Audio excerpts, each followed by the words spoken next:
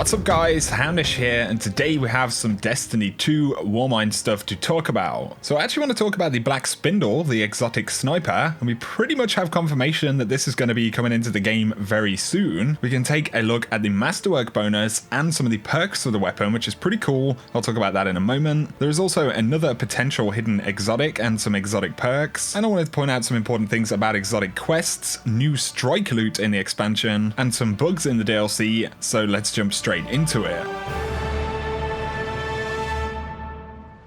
So first up, when Warmind actually launched, there was a leaked image of what appeared to be a black hammer, and this was in an exotic catalyst icon. Up until now though, we've had no other information about this weapon, but I actually managed to find some of the perks for the black hammer and the catalyst version and exactly what it's going to do, and it does sound pretty awesome. So first up, we have the classified exotic intrinsic right here, and the main intrinsic bonus in D1 of course was White Nail. Rapidly landing 3 precision shots will refill the magazine from your reserves. On top of this, in the database for Destiny 2, we have Mulligan, the exotic trait. Missing a shot has a chance to return ammo directly to the magazine. And of course, Mulligan isn't actually in D2 outside of this exotic. The main intrinsic is classified, and then one of the exotic traits, Mulligan, is actually visible. But this is where things get really interesting. We have classified exotic stats, reload speed increase of 30%, and then perks, box breathing. Aiming with this weapon without firing for a brief moment grants bonus range and precision damage while it remains zoomed. So it's actually somewhat similar to the bonus that you have on the Darcy now, but we can see that it will be the catalyst available for the Black Spindle. And so while originally we only had the icon, now we have absolute confirmation that there is a fleshed out, masterworked Black Spindle hidden and classified in the database. And for any of you guys who don't know, Black Spindle was one of the top DPS, well pretty much the best DPS sniper available in Destiny 1. It's a high impact sniper, and basically having triple tap, it means that you can land precision shots over and over again. Any shots that you missed had a chance to be returned back to the mag with a mulligan. Snipers haven't really been a big thing for DPS inside of D2. Of course, Darcy with its masterwork has gotten people a little bit more interested in using snipers for that kind of thing. But an interesting difference of course between Darcy and Black Hammer is that Black Hammer is a very high impact sniper and Darcy is kind of a mid impact sniper. And so while this perk is working wonders for Darcy, it has the potential to turn Black Hammer into a literal monster.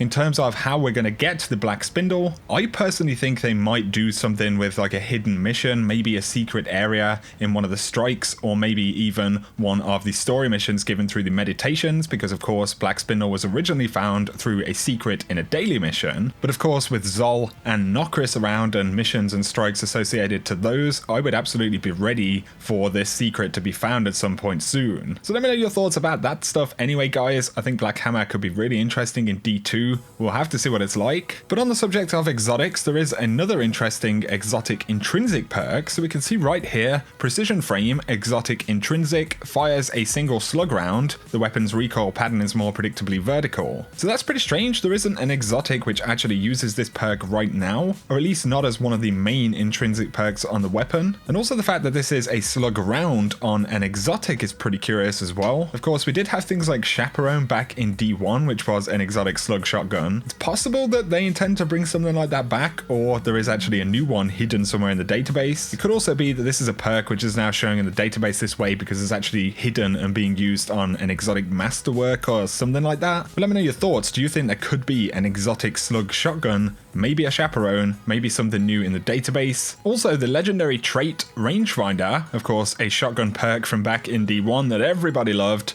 has now appeared in the database as well. I'm not aware of any legendary weapons that currently have it. Maybe there'll be something new down the road that's going to have this on it. We'll have to wait and see. Previously though, I had spoken about the exotic quest for the Polaris Lance, and this is the Nascent Dawn quest. I do recommend that you guys check out the other video I made about this in case a part of the quest drops or anything like that. It will keep you up to date. But of course we had Nascent Dawn 1 of 5, and we're waiting to get Nascent Dawn 2 of 5. It's either going to be found through something or it's time gated. The time gate seems pretty likely, and the early speculation about potentially needing to do something in the raid doesn't appear to be substantial because of course people have cleared the raid. But there is one step inside of Nascent Dawn 2 of 5. You'll have to complete the adventure Psionic Potential on Heroic. Psionic Potential is not currently available this week, so this could actually point to how this time gate is working. One thing to make sure you do though, if you want to be ready for this, is to complete the Adventure Psionic Potential on the normal mode so that you can actually gain access to the heroic when it comes up. Because we do know that this is how you will get Polaris Lance. It's very possible that the next part of the quest could come up this week. Now though, I wanted to talk about some new loot, just a couple of brief things. So firstly, there is a new exotic sparrow. I haven't had it dropped, but it's called The Other Side. We can see that it's got this skull on it right here, and this actually appears to be kind of a Rat King themed sparrow. So you do have this skull on the front, but then down the two sides of the sparrow, you can actually see the rats, just like you see on the Rat King. And a lot of players have reported that they got this by completing the Arms Dealer. It could be that this is only available for Arms Dealer, but I'm betting that it's actually available for any Nightfall Strike, and it's just an additional random reward that you can get. Either way, the Other Side Sparrow is currently available in the Nightfall Strike. Right here though, there is a pretty cool exotic ship. It's called the Stark Baffler, and as we can see, it's kind of a Warmind themed ship. Strange colors on the base ship right there, but with some shaders, it could actually look really, really cool. But this ship, as far as I'm aware, I have looked into it a little bit, hasn't actually been dropped for anybody. So this could be another quest reward. It could actually be a strike exclusive, maybe for the Will of the Thousand strike. We'll have to wait and see. Let us know if any of you guys managed to find this thing. But now we have a few updates from Bungie on Twitter. So if you've been having any problems with heroic strikes, be it completing the Ikelos strikes that you need for the Sleeper Simulant or completing your milestones, then Bungie have said that there is a known issue with the heroic strike playlist, and they're currently investigating to get it figured out. Another thing to mention is that nobody has reported having any of the exotic catalysts that drop from strikes yet, so it looks like they could potentially be bugged as well, or they could indeed be causing the bug. So that would explain some of the issues you guys may have experienced in strikes, and Bungie say they're working to get it fixed. Now Gaming asked about heroic strikes and why they're granting rewards lower than the power level recommended. And Daniel from Bungie said it's definitely not optimal behavior. Warmind progression is an improvement over Curse of Osiris, but this isn't the end of the journey for improving those systems. This is a great example of something we still need to work on. So if you were curious about that, that is Bungie's answer for now. I absolutely agree that the rewards should, scale a little bit better than they do right now at least. Somebody also asked about Rat King, which is still currently disabled, and Bungie said it's definitely getting fixed and we'll update you when we know when. If you're wondering about Crucible win streaks though, for any of your ranked play, Kevin Yanis did confirm that the win streaks reset after 5, so if you win 10 games, the streak will look like this: 1, 2, 3, 4, 5, then back to 1, 2, 3, 4, 5. And basically this means anytime you're still winning, if you have 5 wins, then you will get an increase in the amount of XP or points that you earn for your rank, and that'll keep going up until you hit 5 wins, but then it does reset back to 1. So a little bit of clarification for anyone trying to do the ranked play stuff. Now I wanted to mention a secret chest inside of the Spire of Stars raid, and this was posted by Pioneer Rumi on YouTube. These guys actually managed to open the chest. I haven't been back through yet to try it out, but you do have to use the relics like you need to use in the rest of the encounters. These will spawn by shooting these kind of lights that you can see on the first area of the jumping puzzle in the raid. And basically you need to pass the relic from the starting position over to the halfway point of the jumping puzzle, and there'll be this node that you can smash with the relic. Once you've done that, you'll be able to spawn another relic at the halfway point, and then you'll have to get that relic passed along to the other side, which is just before the observatory encounters. And either way, if you can complete the full pattern, you will get to a hidden chest, which is actually behind a glass window. You need to use a relic to open the door up, and this is actually a chest that will drop raid gear. So you can see